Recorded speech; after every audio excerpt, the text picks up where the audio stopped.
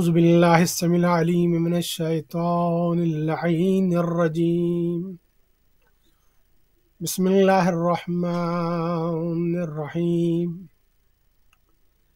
الحمد لله رب العالمين بارئ الخلائق أجمعين مالك يوم الدين خالق السماوات والأرضين. الصلاة والسلام على سيد الأنبياء والمرسلين خاتم النبيين سيدنا ومولانا شفيع ذنوبنا وطبيب نفوسنا وحبيب قلوبنا ومحبوب إلهنا أبي القاسم محمد وعلى أهل بيته الطيبين الطاهرين المعصومين المنتجبين المنتخبين الذين أذهب الله عنهم الرجس وطهرهم تطهيرا.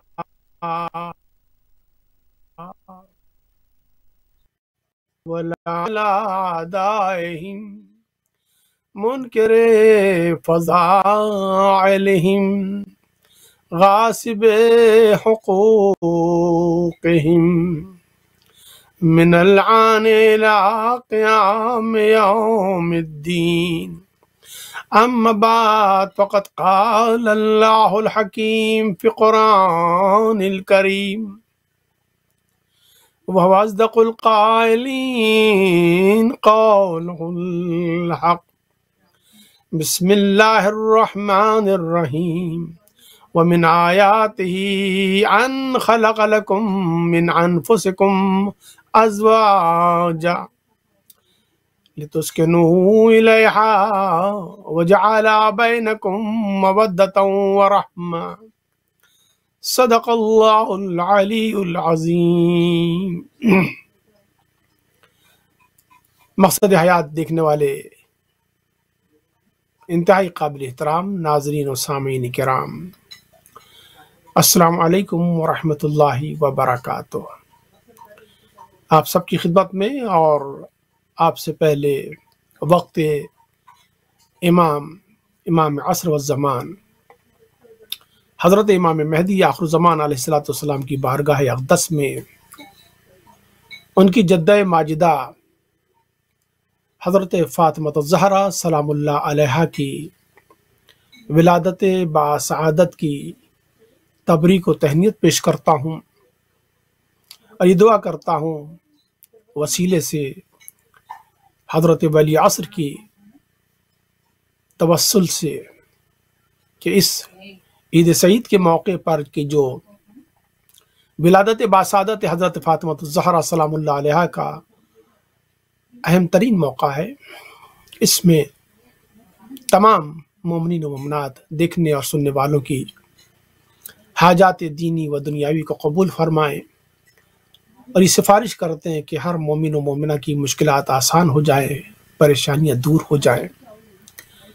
اس لیے کہ بڑے لوگ بڑی خوشیوں کے موقع پر بہت کچھ عطا کرتے ہیں، ہم چھوٹے لوگ ہیں، ہم کمتر افراد ہیں، بڑوں کی بارگاہ میں یہ التجا کرتے ہیں کہ اس خوشی کے موقع پر اے سیدہ کائنات، اے فاطمہ الزہرا سلام اللہ علیہا، اے امام عصر والزمان، کوئی مومن و مومنہ خالی ہاتھ نہ لوٹے. آج جو ہاتھ آپ کی بارگاہ میں پھیلے ہوئے ہیں، اللہ سے دعا کر رہے ہیں کہ وہ آپ کے وسیلے سے ہماری ان دعاؤں کو قبول و منظور فرمائے اور ہر مومن و مومنہ کی ہر پریشانی اور مشکلات کو حل فرما دے. اور اس کے ساتھ ساتھ ظاہر ہے کہ تمام دیکھنے اور سننے والوں کو بھی ہدایت ٹی وی کی توسط سے اس عید سعید ولادت سید کائنات پر مبارکباد پیش کرتا ہوں. پروگرام کا تسلسل ہے مقصد حیات میں عقد، نکاح، شادی اور بندھن۔ اس موضوع پر ہم گزشتہ کئی ہفتوں سے گفتگو کر رہے ہیں، اور آج کیونکہ کائنات کی اس عظیم المرتبت ہستی کی ولادت باسعادت کا دن منایا جا رہا ہے، اس اعتبار سے آج ہم نے مناسب سمجھا کہ سیدہ کائنات کی عقد اور آپ کی شادی کے حوالے سے کچھ جملات آپ کی نظر کروں۔ جناب فاطمۃ الزہرا سلام اللہ علیہا کائنات کی وہ عظیم المرتبت ہستی ہیں کہ جن کو اگر آپ ان کی بلندی میں دیکھیں تو اس عظیم الشان انسان کی صاحبزادی ہیں، اس کی بیٹی ہیں، اس کی لقت جگر ہیں کہ جو 1,23,999 انبیاء، معاف کیجیے گا، نہ صرف سردار ہے بلکہ ان تمام انبیاء سے افضل ترین ہے۔ ظاہر کے کائنات میں اگر صنف انسانی کو دیکھا جائے تو پھر انسانوں میں بھی سب سے اعلیٰ ترین رتبہ جو ہے وہ انبیاء کا ہے، اور جب انبیاء کا اعلیٰ ترین رتبہ ہے تو ان انبیاء میں بھی بالا ترین رتبہ میرے پیغمبر، میرے نبی، میرے محمد مصطفیٰ احمد مجتبیٰ صلی اللہ علیہ وآلہ وسلم کا ہے۔ اور اسی طریقے سے کائنات کی اور جو افضل ترین ہستیاں ہیں اور جو ہمارے عقیدے کے مطابق انبیاء سے بھی افضل ترین ہستیاں ہیں، چہاردہ معصومین علیہ الصلوۃ والسلام، ان میں بھی سب سے افضل بلند و بالا حضور ختم مرتبت صلی اللہ علیہ وآلہ وسلم کا مقام ہے۔ اور اگر سید کائنات جائے تو وہاں بھی بلندیاں ہی بلندیاں ہیں کہ جہاں الحسن والحسین سیدہ شباب اہل الجنہ نظر آتے ہیں۔ بلندی میں رسول اللہ، ہمسری میں علی ولی اللہ، اور اولاد طاہرین میں حسن حسین، اور پھر اس کے بعد تمام ائمہ کو آپ دیکھتے جائیے کس مقام و مرتبے کے ہیں کہ دنیا سب کچھ جھٹلا سکی، سب کچھ انکار کر سکی، لیکن 12 امام علیہ الصلوۃ والسلام کو نہیں جھٹلا سکی۔ بہرحال ان کی وجود اور ان کی فضیلت کی معتقد ہے آج عالم اسلام۔ قرآن کریم کی جس آئے وافی ہدایہ کی تلاوت کا شرف حاصل کیا، ارشاد رب کائنات ہو رہا ہے کہ وَمِنْ آیَاتِهِ أَنْ خَلَقَ لَكُم مِّنْ أَنفُسِكُمْ أَزْوَاجًا، کہ ہم نے، یہ اللہ سبحانہ وتعالیٰ کی آیات میں سے، اس کی نشانیوں میں سے ہے کہ اس نے انسانوں ہی میں سے، ان کے نفوس میں سے جوڑے پیدا کیے، کس لیے؟ تاکہ وہ اس کے ذریعے سے سکون حاصل کریں۔ وَجَعَلَ بَيْنَكُمْ مَوَدَّةً وَرَحْمَةً، اور ہم نے تمہارے درمیان مودت اور رحمت کو پیدا کیا ہے۔ یہ مودت اور رحمت کیسے پیدا ہو، یہ سکون کیسے حاصل ہو؟ ظاہر ہے کہ اعلیٰ گھرانے کے جو لوگ ہوتے ہیں، ان کا رہن سہن، ان کا طرز زندگی وہ بھی اعلیٰ ہوتا ہے۔ فاطمہ اس عظیم ترین انسان کی بیٹی ہیں کہ جس کے بعد پھر کائنات میں عظمت نظر نہیں آتی، جس پر خاتمہ ہے عظمت کا، جس پہ خاتمہ ہے رفعت کا، جس پہ خاتمہ ہے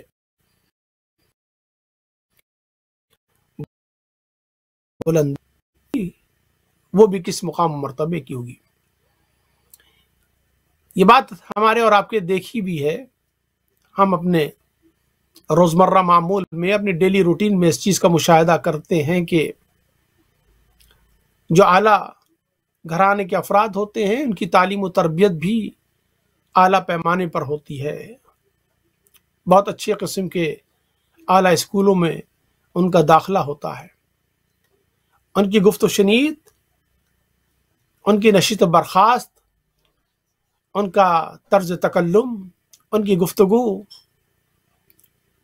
ان کا اٹھنا بیٹھنا، چلنا پھرنا، ہر چیز جہاں ایک طرف مانیٹر ہوتا ہے وہاں دوسری طرف وہ اس کا خیال بھی ویسا ہی رکھتے ہیں جیسا کہ رکھنا چاہیے۔ مثلا جو طرز زندگی ایک عام انسان، ایک آرڈنری انسان کا ہوتا ہے، وہ یقیناً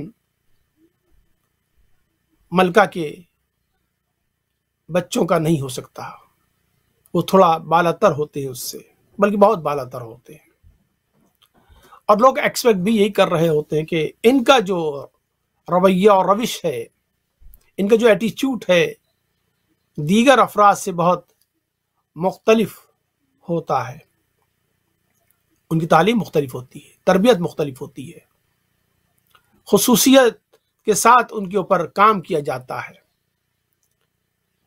اب ذرا سوچئے اس بیک گراؤنڈ کو نظر میں رکھتے ہوئے کہ جہاں عام انسان ہیں، ان کے خانوادے میں، ان کے آل اولاد میں، بچوں میں کس قسم کا خاص رکھ رکھاؤ ہوتا ہے، تو دوسری طرف یہ غور کیجئے کہ سید فاطمہ زہرا سلام اللہ علیہا اس بلند مرتبہ ہستی کی صاحبزادی کہ اس کے بعد پھر جیسا میں عرض کر چکا کہ بلندیاں نہیں ہیں، بلندیاں ختم ہیں اس کے بعد، تو اس فاطمہ زہرا سلام اللہ علیہا کو کیسا ہونا چاہیے؟ یقیناً جناب سید کائنات نے تو اپنی شخصیت، اپنے کردار، اپنے افعال اور گفتار سے وہ مثال پیش کر دی ہے کہ باپ یہ کہنے پر مجبور ہو گیا ہے کہ فاطمہ اپنے باپ کی ماں ہے۔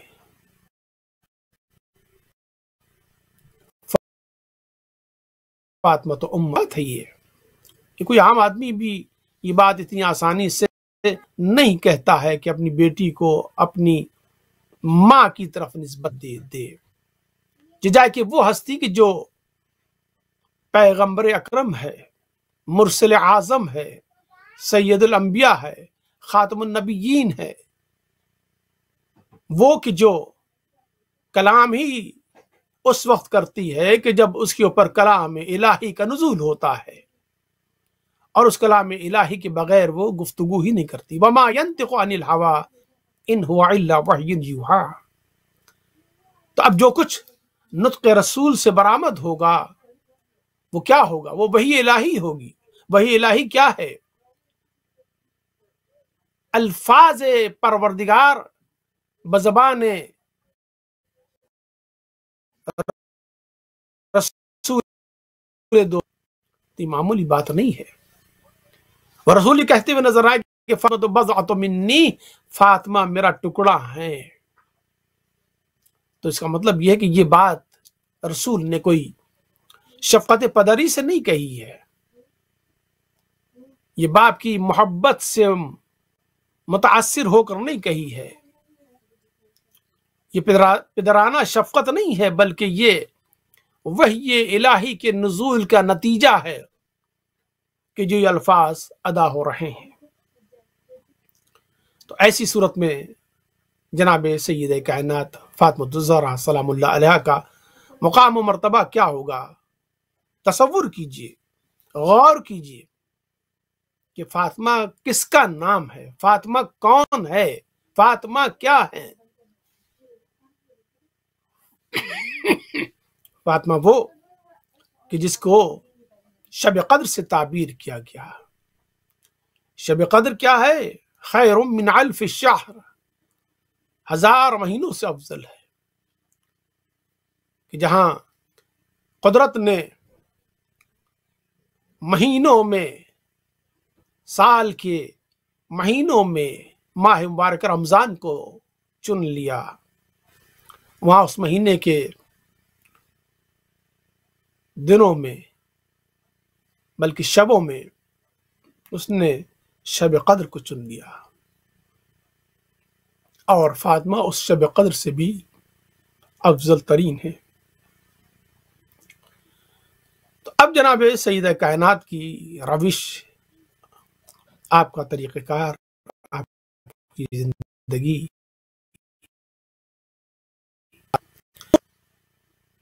ایک ایسی ہستی کے معمولات ہیں کہ جو نمونہ عمل ہے صنف نسواں کے لیے تو بالخصوص، کہ جہاں کہا گیا کہ فاطمہ سیدۃ النساء العالمین، یا فاطمہ سیدۃ النساء اہل الجنہ، دونوں اعتبار سے تمام عالمین کی خواتین کی سردار ہیں جناب فاطمہ الزہرا سلام اللہ علیہا،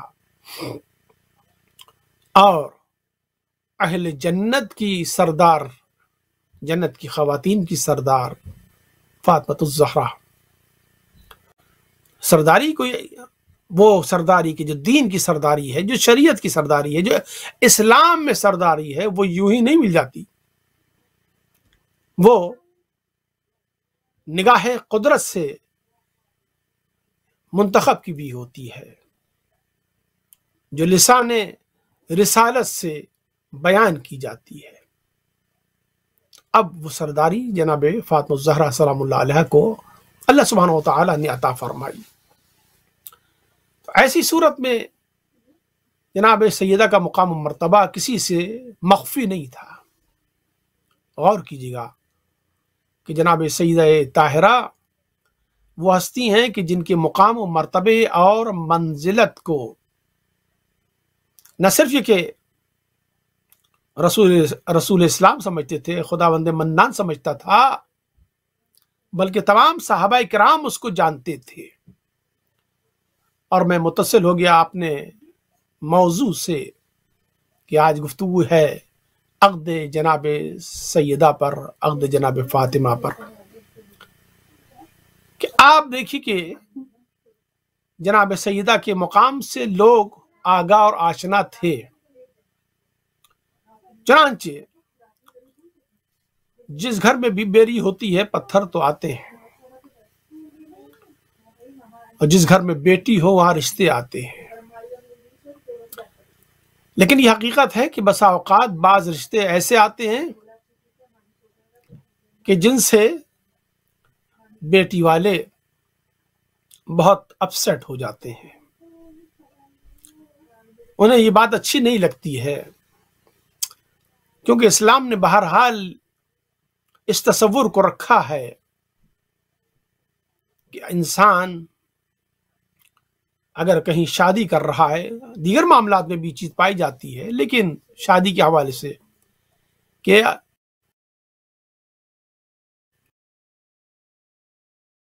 اب ہے اس کے اسٹیٹس کا ہے، اس کے اسٹینڈرڈ کا ہے۔ کوئی بچی پڑھی لکھی ہو، ڈاکٹر ہو، پی ایچ ڈی ہو، اور اس کے لیے کوئی وہ صاحب رشتہ بھیج دیں اپنا کہ جو میٹرک پاس بھی نہ ہو، تو اس چیز کو نہ صرف بچی اس سے اور انہیں ناگوار گزرتا کہ آپ نے کیسے رشتہ بھیج دیا۔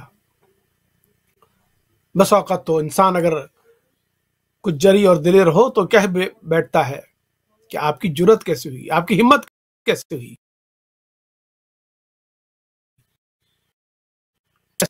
آپ کو دیکھا یا نہیں دیکھا۔ چنانچہ تاریخ میں ملتا ہے کہ جناب فاطمہ الزہرا سلام اللہ علیہا جب سرحد بلوغ کو پار کر چکی تو رشتوں کا ایک تانتا بند گیا۔ سب سے پہلی جناب फातिमा ज़हरा के लिए जो रिश्ता आया वो हज़रत अबू बकर का आया, और उसके बाद जनाब रिसालत माप ने उन्हें मना कर दिया, मना किया। अल्लाह सुब्हानहू व तआला के तायीन से मुनक़ा, अल्लाह सुब्हानहू व तआला के हुक्म का मैं मुंतज़िर हूँ, और ये कि फातिमा भी कमसिन है। उन्हें मना किया। उसके बाद खलीफा दुम जनाब हज़रत उमर ने अपना रिश्ता भेजा, क्योंकि उन्हें पता चल गया था कि अबू बकर का तो मामला रिफ्यूज़ हो गया है, तो उन्होंने वही जवाब पहले को दिया था। महाराज साहब काम थे, रसूलुल्लाह की अज़मत व मंजिलत को जानते थे, और वो चाहते थे कि अपना रिश्ता और अपना ताल्लुक़ ख़ानदान रिसालत व नबुव्वत से जोड़ लें। और उन्होंने कहा भी आके हज़रत अबू बकर ने कि या रसूलुल्लाह, मैं चाहता हूँ कि आपके खानवादे से पेवस्त हो जाऊँ। और जनाब रिसालत माप ने कहा कि फातिमा का फैसला अल्लाह सुब्हानहू व तआला करेगा। यहाँ एक लतीफ़ बात है, और ये कि जनाब रिसालत माप ने साथ साथ ये भी इरशाद फरमाया कि फातिमा अभी कमसिन है। इससे हकीकत ये वाज़ेह होती है कि बहुत से अफराद जो एक और ख़ातून को रसूल के हवाले से बयान करते हैं कि उन्होंने रिसालत माप से जब उनका अक़्द हुआ तो बहुत ही कमसिन थी। अगर ये बात सच होती, हकीकत होती, तो रिश्ते के लिए आने वाले सहाबा कराम उसी वक़्त रसूलुल्लाह से सवाल तो कर सकते थे कि या रसूलुल्लाह, आपने भी तो बहुत कमसिन खातून से अक़्द किया है। लेकिन कहीं तारीख़ में ऐसा जवाब नहीं मिलता है। तो इसका मतलब है कि ये एक अफसाना है कि जो गढ़ा गया है ज़ात रिसालत माप के लिए, या किसी को यूं ही एक फजीलत देने के लिए कि जो कम उम्री में इनसे शादी की थी। और मैं तो ये कहता हूँ कि ये बुग़्ज़ जनाब सय्यदा खदीजतुल कुबरा सलामुल्लाह अलैहा था कि जिसकी बिना पर किसी को कमसिन और आपको सिन रसीदा खातून करार दिया गया, बहरहाल मना कर दिया गया। उसके बाद जब पहले 2000 का रिफ्यूज़ कर दिया गया तो तीसरे साहब तशरीफ लाए, साथ अब्दुर्रहमान इब्न औफ, ये दो साहबी भी हैं। इन दोनों साहबियों ने भी रिसालत माप की बारगाह में हाजिर होकर सईद कायनात का रिश्ता मांगा। और उस पर तुरफा तमाशा ये कि अब्दुर्रहमान इब्न औफ ने जनाब रिसालत माप से अर्ज किया कि या रसूलल्लाह, अगर आप फातिमा का अक़्द मेरे साथ कर देंगे तो मैं 100 सियाह ऊंट आबी चश्म बउनवान महर दूंगा, जिनके ऊपर मिस्री रेशमी कपड़े लदे हुए होंगे, और उसके साथ 10,000 दिनार भी दूंगा। गोया एक तरीके से वो एक ऑफर कर रहे थे। मैं अपने लफ्जों को इस्तेमाल करूं तो बात कुछ यूं बन, क्या किराम की ऑफर को आपने एक्सेप्ट नहीं किया, मैं फाइनेंशियली सपोर्ट करता हूं और मैं माल दौलत के सिले में आपसे रिश्ता मांगता हूं कि 100 सियाह ऊंट कि जो उस वक्त के इंतहाई कीमती तरीन ऊंट, इन अदर वर्ड्स आप कह सकते हैं कि उस वक्त की शेवरलेट या मर्सिडीज पेश कर रहे थे, वो एक नहीं दो नहीं 100। और साथ साथ ये भी कह रहे थे कि उनके ऊपर बेहतरीन मिस्री रेशम के बने हुए कपड़े लदे होंगे, और फिर 10,000 दिनार में बतौर महर दूंगा। जनाब अब्दुर्रहमान इब्न औफ ने जब ये ऑफर की तो बिल्कुल बेआईन ही ऑफर जनाब हजरत उस्मान ने भी की। اور حضرت عثمان نے ساتھ ساتھ یہ بھی کہا کہ یا رسول اللہ مجھے ایک فضیلت ہے عبد الرحمن ابن عوف پر، اور یہ کہ میں سابق الاسلام ہوں. یعنی سابق الاسلام کیا کہ وہ عبد الرحمن ابن عوف سے پہلے اسلام لے آئے ہیں، یعنی ان کو ایک فضیلت حاصل ہے. جناب رسالت مآب صلی اللہ علیہ وآلہ وسلم نے جب ان دونوں کی آفر سنی تو عبد الرحمن ابن عوف کے سامنے آپ نے ایک مٹھی میں کچھ کنکر اٹھائے زمین سے اور عبد الرحمن ابن عوف کی طرف پھینک دیے. کہا کہ تم مجھے زر و جواہر سے، دولت و ثروت سے مرعوب کرنا چاہتے ہو؟ تمہارے اس دولت و ثروت، تمہاری اس آفر کی پیشکش کی حیثیت ان کنکروں سے زیادہ نہیں ہے. اور آپ نے انتہائی غیظ و غضب اور غصے کا اظہار کیا. نتیجہ یہ ہوا کہ صحابہ کرام اس بات کو سمجھ گئے کہ رسول اللہ ہم میں سے تو کسی کا سیدہ سے عقد نہیں کریں گے. چنانچہ ایک دن بیٹھے ہوئے تھے مسجد نبوی میں صحابہ کرام، اور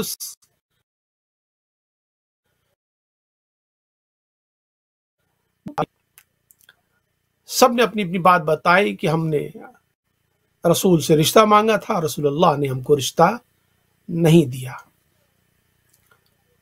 تب کیا کیا جائے؟ کیوں نہ ہم علی سے کہیں، کیونکہ علی نے ابھی تک اپنا رشتہ نہیں بھیجا ہے، علی نے ہاتھ نہیں مانگا سیدہ کا. علی سے کہتے ہیں، ان کو سمجھاتے ہیں کہ وہ کر لے ایسا. امیر المومنین اسلام کی دیگر معاملات میں اس قدر مصروف تھے کہ ازواج کے سوا ان کو سارے معاملات میں انہماک بھی تھا، دلچسپی بھی تھی، اور اس کو انجام بھی دے رہے تھے. اس طرف ان کی توجہ نہیں تھی. یہی صحابہ کرام تھے کہ جنہوں نے اپنے اپنے رشتے بھیجے.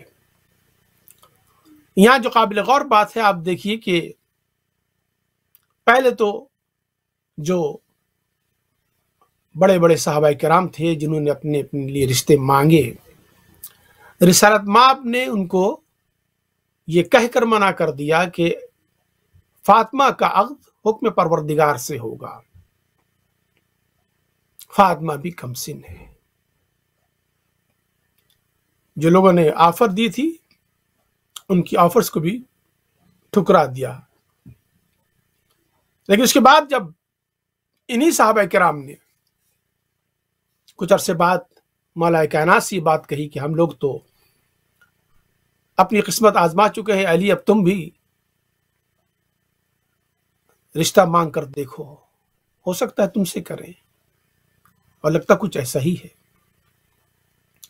امیر المومنین کو اس طرف پہلے تو توجہ نہ تھی، لیکن جب صحابہ کرام نے متوجہ کیا تو بہرحال جوانی کے ایام تھے، ایک مزاج انسانی ہے، خواہش تھی دل میں، وہ خواہش دل سے نکل کر زبان پر آئی. آپ بارگاہ قدس سے سرکار ختمی مرتبت میں پہنچے، لیکن کچھ کہہ نہ سکے، واپس آ گئے. دوبارہ پھر گئے، پھر کچھ نہیں کہا. تیسری مرتبہ جب آپ رسول خدا کی خدمت میں تشریف لے گئے تو آپ اس وقت جناب حضرت ام سلمہ کے شریعت قدے پر تشریف فرما تھے. آپ پہنچے، دروازے پر آپ نے گویا دق الباب کیا تو جناب رسالت مآب نے جناب ام سلمہ سلام اللہ علیہ سے کہا کہ اے ام سلمہ، دیکھیں دروازے پر وہ شیر جوان آ رہا ہے، وہ خدا کا منتخب بندہ آ رہا ہے جس سے خدا راضی ہے اور وہ خدا سے راضی ہے. رسول اللہ نے بھی دیکھا نہیں ہے امیر المومنین کو، لیکن ان کمالات و فضائل کے ساتھ جناب ام سلمہ سے کہا کہ جا کے دروازہ کھول دو. جناب ام سلمہ کہتی ہیں یا رسول اللہ، آپ نے تو دیکھا ہی نہیں کون ہے دروازے پر، آپ کیسے تعریف کر رہے ہیں؟ جناب رسالت مآب نے ارشاد فرمایا کہ ام سلمہ ابھی میں تمہاری مشکل حل کر دیتا ہوں، ابھی تمہارے سوال کا جواب دیے دیتا ہوں۔ اور اس کے بعد جا کے جناب ام سلمہ نے دروازہ کھولا تو دروازے پر امیر المومنین کھڑے ہوئے تھے۔ دروازہ کھلا، آپ اجازت لے کر داخل خانہ ہوئے، جناب نبی کریم کی بارگاہ میں بیٹھ گئے اور فرمانے لگے کہ یا رسول اللہ، آپ نے میری بڑی عمدگی کے ساتھ آپ نے سکھائے ہیں، آپ نے میری تربیت کی ہے، آپ نے میرے ساتھ شفقت و محبت کا مظاہرہ کیا ہے، آپ نے مجھ پر بڑے الطاف و انعامات کیے ہیں۔ یا رسول اللہ، میں آپ ہی کے گھر میں پلا بڑھا ہوں اور جوان ہوا ہوں، اے رسول خدا، میں چاہتا ہوں کہ اگر آپ فاطمہ کا عقد مجھ سے کر دیں تو یہ میرے لیے اور کمال کا باعث ہوگی۔ رسول خدا تو جیسے منتظر تھے کہ علی زبان کھولیں اور میں ہاں کروں۔ لبھائے رسالت مآب پر مسکراہٹ آئی، تبسم فرمایا اور اس کے بعد کہا، اے علی، جو تم ابھی آئے ہو میرے پاس اور یہ پیغام لے کر آئے ہو، تم سے پہلے میرے پاس جبرائیل امین آئے تھے اور جبرائیل نے کہا کہ یا رسول اللہ، اللہ تبارک و تعالیٰ آپ کو سلام کہتا ہے اور یہ کہتا ہے کہ ابھی آپ کے پاس علی ابن ابی طالب آئیں گے، وہ آپ سے آپ کی بیٹی سیدہ فاطمہ زہرا کا رشتہ مانگیں گے۔ اے محمد صلی اللہ علیہ وآلہ وسلم، فاطمہ کے لیے علی سے بڑھ کر کوئی کفر نہیں ہو سکتا، علی کے علاوہ کوئی ہو ہی نہیں سکتا فاطمہ کا ہمسر، لہذا آپ ہاں کر دیجیے گا۔ گویا رشتہ علی کا تھا، ہاں خدا کرا رہے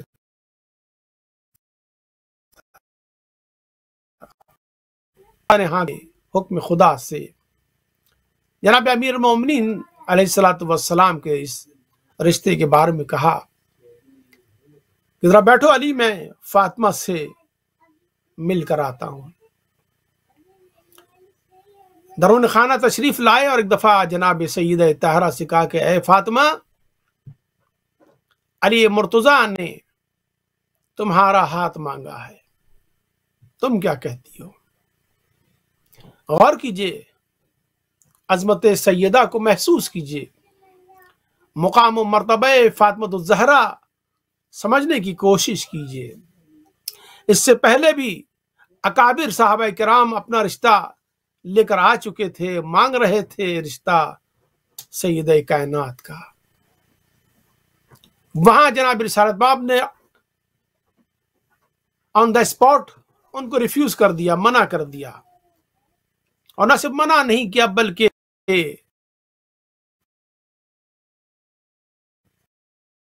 اظہار اور ایکسپٹ نہیں کیا۔ ایسا تو ہوتا نا کہ کہتے کہ اچھا چلو میں فاطمہ سے پوچھ کر بتاتا ہوں، وہاں تک پہنچنے کی تو نوبت ہی نہیں آئی، باہر ہی سے گویا فارغ کر دیا۔ لیکن جب علی علیہ الصلوۃ والسلام نے اپنا رشتہ طلب کیا تو ارشاد فرماتے ہیں اچھا میں ذرا فاطمہ سے پوچھ کر آتا ہوں۔ فاطمہ سے جب رسالت مآب نے کہا تو جناب سیدہ کائنات نے سکوت اختیار کیا، وہ سکوت کہ جسے قبولیت کا درجہ حاصل ہے، جسے رضامندی کہا جاتا ہے، ایسا سکوت۔ چنانچہ رسالت مآب صلی اللہ علیہ وآلہ وسلم نے جناب امیر المومنین کے اس رشتے کو قبول کر لیا۔ ایسی صورت میں جب بات ہو چکی، گویا عام لفظوں میں اور آج کی اصطلاح میں بات پکی ہو گئی، تو جناب رسالت مآب نے علی ابن ابی طالب علیہ السلام سے سوال کیا کہ علی، شادی کے لیے، عقد کے لیے تمہارے پاس کیا ہے؟ کچھ ہے تمہارے پاس؟ غور کرنے کی بات یہ ہے کہ جناب سرکار ختم مرتبت نے اس منزل پر کف جناب سیدہ کا خیال رکھا. یہ نہیں دیکھا کہ آنے والا رشتہ لے کر آنے والا کیا دے رہا ہے اور اس کے پاس کیا ہے، وہ کتنا بڑا رئیس ہے، کتنا بڑا دولت مند ہے. نہ، دیکھا کہ یہ فاطمہ کا کف ہے، یہی فاطمہ کا ہمسر بن سکتا ہے. کیا رسالت مآب علی ابن ابی طالب کے بارے میں جانتے نہیں ہوں گے کہ علی کی حیثیت اور حقیقت کیا ہے، ان کے پاس کتنا مال و دولت ہے، کتنی ثروت ہے؟ یقیناً جانتے ہوں گے. لیکن اس سے بالاتر جو رسالت مآب جانتے تھے علی کے بارے میں، وہ علی کا مقام و مرتبہ تھا عند اللہ. خود علی کا اپنا کیا مقام و مرتبہ ہے، پیسہ ہو نہ ہو، دولت ہو نہ ہو، ثروت ہو نہ ہو، جو مقام علی ابن ابی طالب کو حاصل ہے اللہ کی بارگاہ میں، وہ نہ تو ان سے پہلے کسی کو حاصل تھا اور نہ ان کے بعد کسی کو حاصل ہوگا. لہذا صرف ایک سوال یہ کیا تھا کہ علی، اور شاید آج کی تاریخ کو، آنے والے مورخ کو یہ بتانا مقصود تھا کہ دیکھ لو، جب کبھی رشتہ کرنا ہو تو کردار دیکھنا، شخصیت دیکھنا، اور شخصیت کے افعال و کردار کو دیکھنا.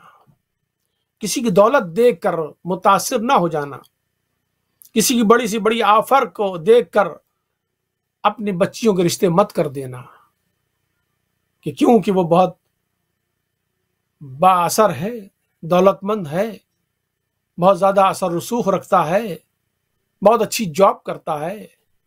نہیں، ایسا نہیں، بلکہ دیکھنا کردار کیسا ہے اس کا. علی کردار انسان مل جائے تو وہاں پر رسالت مآب سکوت اختیار کرتے ہیں اور بیٹی کو حوالے کرتے ہیں. تو جب پوچھا جناب امیر المومنین سے کہ علی تمہارے پاس کیا ہے، کہا یا رسول اللہ آپ جانتے ہیں میری کیفیت کو، میرے پاس ایک تلوار ہے، میرے پاس ایک اونٹ ہے، اور میرے پاس ایک زرہ ہے. 3 چیزیں کل کائنات علی میں نظر آتی ہیں. جناب رسالت مآب نے ارشاد فرمایا کہ اے علی، تلوار تو تمہارے لیے ضروری ہے اس لیے کہ تم مرد میدان ہو، تلوار کے دھنی ہو، مجاہد راہ خدا ہو، جہاد فی سبیل اللہ کے شہ سوار ہو، تو تلوار تو تمہارے پاس ہونا ہی چاہیے، یہ تو تم سے جدا نہیں ہو سکتی ہے. اور اس کے بعد دوسری اہم ترین چیز جو تمہارے پاس ہے وہ اونٹ ہے. یہ اونٹ تمہارے جہاد راہ اسلام میں بھی کام آئے گا، اور آتا ہے کہ اس پر بیٹھ کے تم سفر کرتے ہو، اس کے ذریعے سے تم کنویں سے پانی کھینچتے ہو، اپنے گھر والوں کے لیے پانی فراہم کرتے ہو، اور اسی کے ذریعے سے تم آذوق حیات مہیا کرتے ہو. لہذا اونٹ بھی تمہارے پاس رہنا چاہیے. اب لے دے کر ایک چیز رہ جاتی ہے اور وہ ہے زرہ. تو علی تم کو زرہ کی ضرورت نہیں ہے، تمہیں زرہ کی کوئی بھی چندہ ضرورت نہیں ہونی چاہیے. زرہ وہ پہنے کہ جسے راہ خدا میں زخمی و مجروح ہونے سے خوف آتا ہو، جو دشمن کے وار سے خائف ہو، جو چمکتی تلواروں اور برستے نیزوں سے اپنے آپ کو بچانا چاہتا ہو، اسے چاہیے تلوار. اور تمہارا مزاج یہ نہیں ہے، تم تو دشمن کے سامنے سینہ سپر رہتے ہو.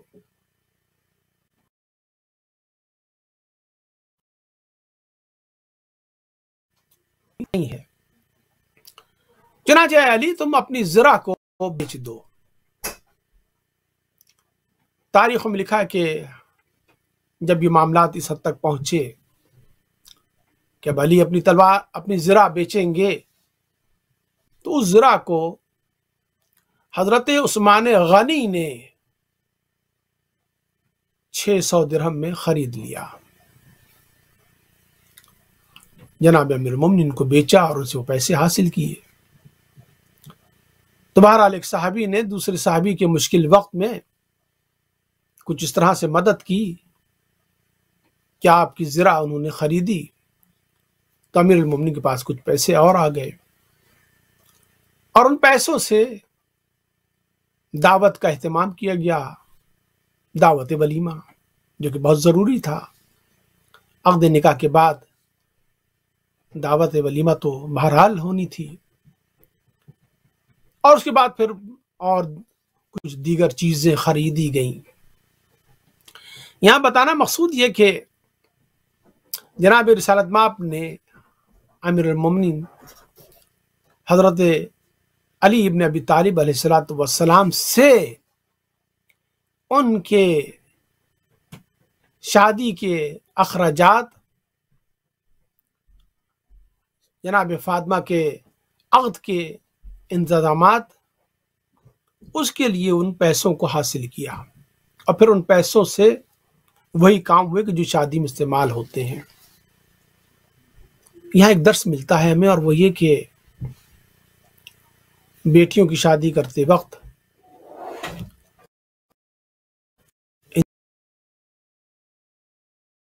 انسان کو بے بس نہ کر دینا چاہیے کہ وہ اپنی بیٹی کو رخصت ہی نہ کر پائے.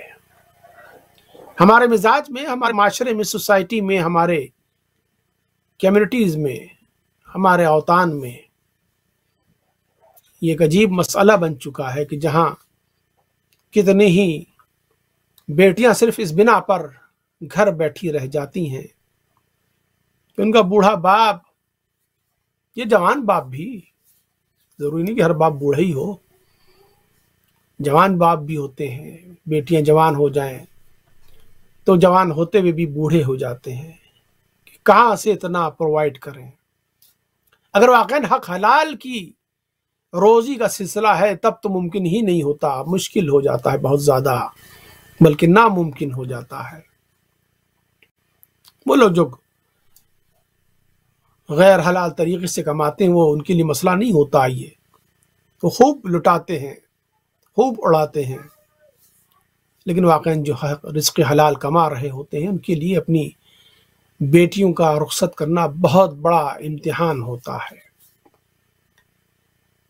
کہ جس بچی کو انہوں نے 18 20 سال 25 سال یا جو بھی ایج ہو جائے پال پوس کر جوان کیا، اس کی ہر ضرورت کو پورا کیا، اور آج وہ بچی ان سے جدا ہو رہی ہے، تو جہاں وہ اپنے لخت جگر کو اپنے آپ سے جدا کر رہے ہوتے ہیں وہیں وہ اس صدمے سے دوچار ہوتے ہیں کہ یہ ہماری بیٹی اب ہم سے جدا ہو رہی ہے. لیکن اس جدائی کے لیے بھی قیمت ادا کرنی پڑ رہی ہے.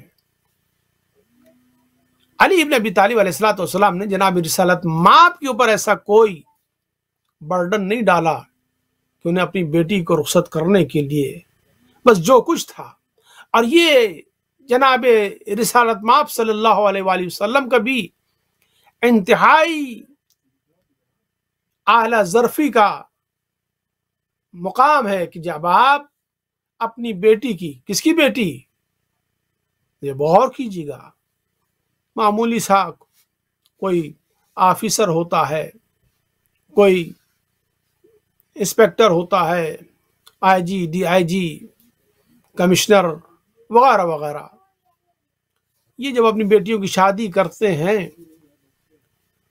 تو ایک طرف جو لڑکی لینے آتے ہیں ان کے اوپر بھی ایک عجیب سی کیفیت ہوتی ہے کہ وہ اس بیٹی کو اپنے گھر لے جا رہے ہیں جو بہت بڑے باپ کی بیٹی ہے. یہ ان کے لیے بھی ایک اپنے لیے اعزاز سمجھتے ہیں، اور جس کی بیٹی ہوتی ہے وہ بھی اپنے لیے سمجھتا ہے کہ میں اپنی بیٹی کو رخصت کر رہا ہوں. تو اب جتنے بھی ارمان ہیں، خواہشات ہیں، وہ سب پورے کرنے کا ارادہ ہوتا ہے اور کرتے ہیں لوگ. لیکن فاطمہ کس کی بیٹی ہے کائنات کا کوئی انسان، کوئی افسر، کوئی انسپیکٹر، کوئی کمشنر جو برابری کر سکے؟ برابری تو دور کی بات ہے، خاک پائے رسالت ماپ نہیں بن سکتا کوئی انسان. اس رسول کی بیٹی ہے. اب وہ رسول اپنی بیٹی کو کسے دے رہا ہے؟ کسی دولت مند کو نہیں دے رہا، کسی ثروت مند کو نہیں دے رہا، پیسے والے کو نہیں دے رہا، مال والے کو نہیں دے رہا، بلکہ اس کو دے رہا ہے کہ جس کے پاس خود اپنے اخراجات کا انتظام نہیں ہے، اپنی زرع بیچ کر وہ اپنے انتظامات کر رہا ہے. تو اس سے کیا درس ملا؟ جناب رسالت مآب چاہتے تو بینگ ایک سید الانبیاء، خاتم النبیین، مرسل اعظم، اسلامی فرمانروا، مملکت اسلام کے سربراہ، کچھ تو ڈیمانڈ کر سکتے تھے. اور رسول کی جو بھی ڈیمانڈ ہوتی ہر انسان اس کو بسر و چشم قبول کرتا، اسے اپنے لیے ایک بہت بڑی سعادت سمجھتا، چاہے رسول کچھ بھی مانگ بیٹھتے. ایک تو فاطمہ جیسی بیٹی، پھر رسول جیسا باپ. اب اگر اپنی بیٹی کی شادی کرنا چاہ رہا ہے تو وہ کیا مانگ رہا ہے؟ آج کل جو بڑے گھرانوں کی بیٹیاں لے کر آتے ہیں انہیں معلوم ہے کہ ان کی جتنی بھی، باوجود اس کے کہ وہ لڑکے والے ہیں، دلہا والے ہیں،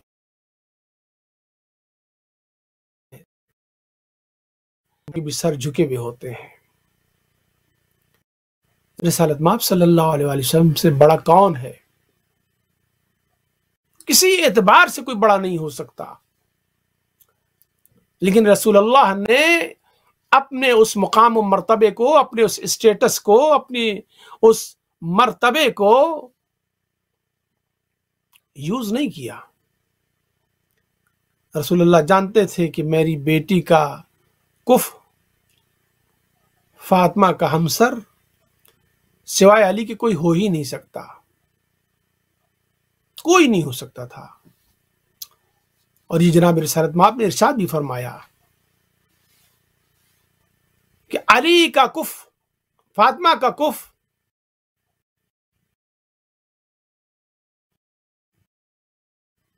کسی نبی و پیغمبر و مرسل میں کوئی نہیں تھا، صرف فاطمہ زہرا تھیں کہ جو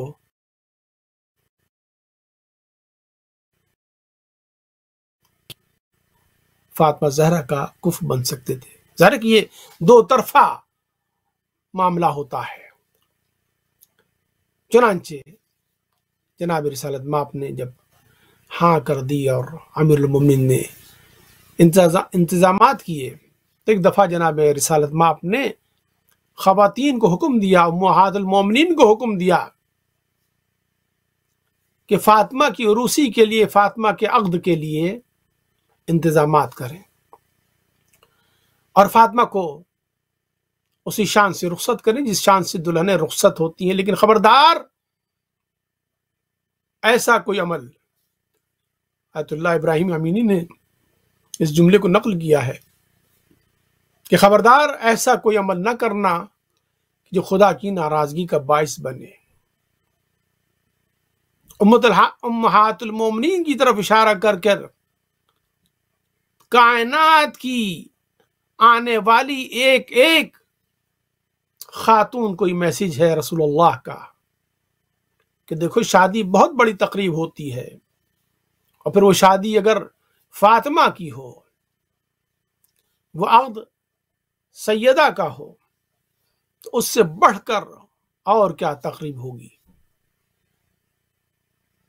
اور پھر جب ایسی عظیم الشان شادی ہو رہی ہو تو اس میں بھی اس بات کا خیال رکھنا انتہائی ضروری ہے کہ خبردار خبردار ایسا کوئی کام نہ کرنا کہ جس سے خدا ناخوش اور ناراض ہو. چنانچہ امہات المومنین نے رسالت مآب کی اس آرڈر کو سنا اور اسی پہ عمل کرتے ہوئے سید کائنات کو انتہائی سادگی کے ساتھ لیکن انتہائی باوقار طریقے سے آپ کو رخصت کیا۔ فاطمہ رخصت ہوئیں، علی کے گھر جانے کے لیے آمادہ ہیں۔ تاریخ بتاتی ہے کہ 1 ذی الحجہ کو آپ کا عقد ہوا اور 24 ذی الحجہ کو آپ کی رخصتی ہوئی۔ اس عرصے میں یہ بہرحال عقد نکاح کے بعد پورے 20-25 دن کا یا 24 دن کا جو فاصلہ تھا، یہ تو وہی بتا سکتے ہیں کہ یہ فاصلہ کیسے طے ہوتا ہے کہ جن کا نکاح ہو گیا اور رخصتی نہ ہو، وہ زیادہ اس کا اظہار کر سکتے ہیں۔ امیر المومنین کے دل میں خواہش تھی کہ فاطمہ اب گھر آ جائیں، لیکن اس بات کا بھی اظہار نہیں کر سکتے تھے۔ کچھ اس قدر شرم و حیا آڑے آ رہی تھی کہ علی اپنے زبان نے کہا کہ اے علی، بڑی خوشی کی بات ہے کہ تم نے فاطمہ سے عقد کر لیا، لیکن اے علی، یہ خوشی تو تب دوبالا ہوگی جب فاطمہ گھر آ جائیں گی، اور فاطمہ بھی باپ کے گھر میں ہے۔ علی کہتے ہیں میں کس طریقے سے کہوں؟ یہ بات جناب بعض روایت میں ام ایمن ہے، بعض میں ام سلمہ ہے، ان تک پہنچی۔ انہوں نے کہا کہ یہ مسئلہ میں حل کر دیتی ہوں۔ یہ خواتین کے معاملات ہیں، یہ خواتین بہتر انداز سے اس کو حل کر سکتی ہیں۔ چنانچہ انہوں نے رسالت مآب سے اس کی سفارش کی۔ رسالت مآب نے مولا کائنات علی ابن ابی طالب علیہ السلام کو طلب فرمایا، آپ حاضر ہوئے، کہا اے علی، کیا تم فاطمہ کو لے جانا چاہتے ہو؟ کہ یا رسول اللہ، اگر آپ کی اجازت ہو، اللہ رے اطاعت و فرما برداری علی ابن ابی طالب رسول کے کس قدر مطیع و فرما بردار تھے، کہ اگر آپ کی اجازت ہو۔ چنانچہ رسالت مآب نے اجازت دی، اور پھر ایک مرتبہ سید کائنات کو سنوارا گیا، دلہن کے روپ میں لایا گیا، اور پھر آپ نے اپنے گھر کی خواتین سے، امہات المومنین سے کہا کہ اب سیدہ کو اسی تسک و احتشام کے ساتھ، اسی وقار و تمکنت کے ساتھ رخصت کرو جو سیدہ کا حق بنتا ہے۔ اور چنانچہ جناب فاطمہ الزہرا سلام اللہ علیہا رخصت ہو کر نبوت کے گھر سے امامت کے گھر آ گئی۔